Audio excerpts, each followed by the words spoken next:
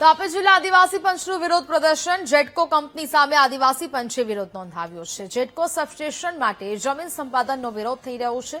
કલેક્ટરને આવેદન આપીને આદિવાસી પંચે રજૂઆત કરી છે।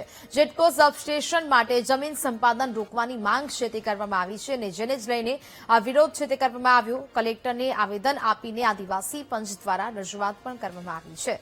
જેટકો સબસ્ટેશન માટે જમીન સંપાદનનો આ વિરોધ છે તે વધુ ઉગ્ર બની રહ્યો છે। તાપી જિલ્લા આદિવાસી પંચનું આ વિરોધ પ્રદર્શન જોવા મળ્યું। જેટકો કંપની સામે આદિવાસી પંચ દ્વારા વિરોધ પ્રદર્શન કરવામાં આવ્યું। જેટકો સબસ્ટેશન માટે જમીન સંપાદનનો આ વિરોધ છે તે સતત કરવામાં આવી રહ્યો છે, જેને લઈને હવે કલેક્ટર કચેરી પહોંચી આવેદન આપીને આદિવાસી પંચ દ્વારા રજૂઆત પણ કરવામાં આવી છે। જેટકો સબસ્ટેશન માટે જમીન સંપાદન રોકવાની માંગ કરવામાં આવી છે।